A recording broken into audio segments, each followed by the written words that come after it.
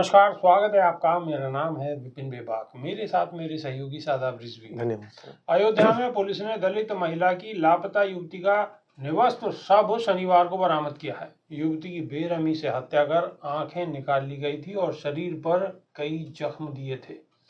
वहीं पुलिस ने गैंगरेप की आशंका जताई है। दूसरी ओर मिल्कीपुर उपचुनाव के बीच इस घटना पर अब सियासत शुरू हो गई है। समाजवादी पार्टी के अध्यक्ष अखिलेश यादव ने रिएक्शन दिया है। अखिलेश यादव ने सोशल मीडिया के जरिए प्रतिक्रिया देते हुए कहा है कि ये बेहद दुखद खबर है कि अयोध्या के ग्राम सभा सहनवा सरदार पटेल वार्ड नंबर 3 में कई दिन से गायब दलित परिवार की बेटी का शव निवस्त अवस्था में मिला है। उसकी दोनों आंखें फोड़ दी गई हैं। उसके साथ अमानवीय व्यवहार हुआ है। प्रशासन ने 3 दिन पहले ही अगर परिवार की सूचना पर ध्यान दिया होता तो बच्ची की जान बचाई जा सकती थी। सपा प्रमुख ने सरकार के सामने अपनी मांग रखते हुए आगे लिखा है कि हम उत्तर प्रदेश सरकार से मांग करते हैं कि जो दोषी है और जिन पुलिसकर्मियों ने इस मामले में लापरवाही बरती है उन सब के खिलाफ कठोरतम कार्रवाई की जाए और पीड़ित परिवार को तत्काल 1 करोड़ रुपए का मुआवजा दिया जाए। वहीं पीड़ित परिवार से सपा सांसद अवधेश प्रसाद ने मुलाकात की है और इस मामले पर सीओ आशुतोष तिवारी ने बताया कि युवती की गुमशुदगाई की शिकायत मिलने के बाद पुलिस ने प्राथमिकी दर्ज की थी। शनिवार की सुबह इस युवती का शव निवस्त बरामद हुआ है। पुलिस अब पोस्टमार्टम रिपोर्ट का इंतजार कर रही है। इस रिपोर्ट के आधार पर आगे कार्रवाई होगी।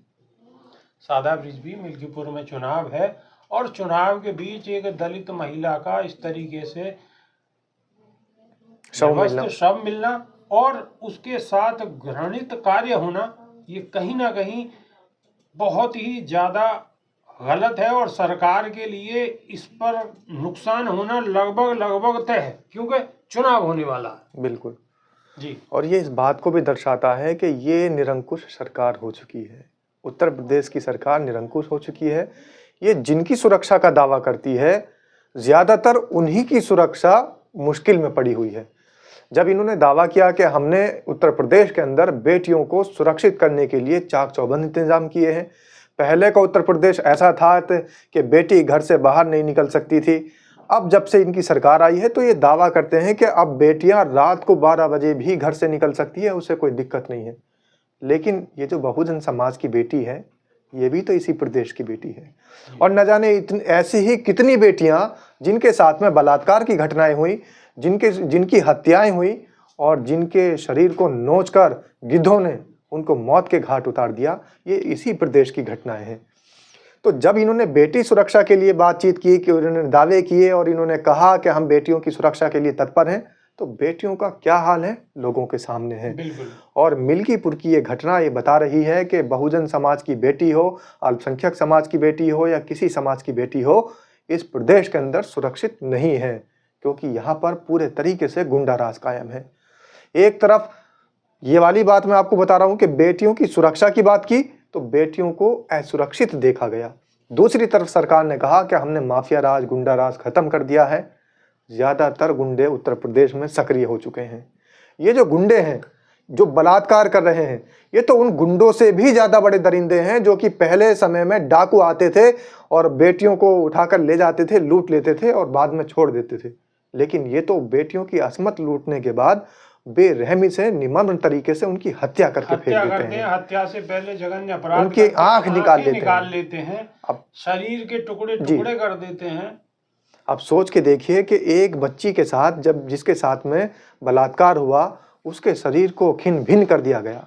अब तीसरी बात आती है बेबाक जी कि इन लोगों ने कहा, इन लोगों का मतलब इस सरकार ने कहा, इस सरकार के मुखिया ने कहा, इस सरकार के गृह मंत्री तक ने ये कहा कि हमने उत्तर प्रदेश में बेटियों की सुरक्षा का काम किया है, गुंडा राज खत्म किया है। और तीसरी इन्होंने बात की कि हमने अपने हिंदू धर्म की रक्षा के लिए सबसे ज्यादा बड़े कदम उठाए हैं और हमने हिंदू रक्षा के लिए कदम उठाते हुए सनातन का झंडा लहराया है। और हर घर एक नारा भी लगा था। इनके जो भक्त हैं वो अक्सर कहते थे घर घर भगवा छाएगा। लेकिन जो भगवा वाले लोग हैं वो ही आज इस सरकार की बुराई कर रहे हैं। वही भगवा के जो सनातनी हैं, जो संत समाज हैं, वही आज इनकी बुराई कर रहे हैं। बुरा इसलिए कर रहे हैं क्योंकि इन्होंने मानवता को महाकुंभ में तार तार कर दिया और लाशों का सौदा कर लिया। एक चिट्ठी वायरल हो रही है, कोई श्रद्धालु जो कि महाकुंभ में डुबकी लगाने के लिए गया था गंगा जी में, उसके जो परिजन हैं अपने लोगों का शव लेने के लिए जब जाते हैं तो उससे जबरन पुलिस प्रशासन वहाँ का चिट्ठी लिखवा रहा है कि हमारे जो परिजन की मौत हुई है वो अचानक से और नेचुरल मौत हुई है, यानी प्राकृतिक तरीके से उनकी मौत हुई है, किसी भगदड़ में कोई मौत नहीं हुई है, तब उनके शव को दिया जाएगा। इस शर्त पे, इस चिट्ठी को लिखवा कर उन्होंने इस शर्त पे उनके शव देने की बात की है और उनको मजबूरी में अपना शव लेने के लिए, अपने परिजन का शव लेने के लिए लिख के देना पड़ा।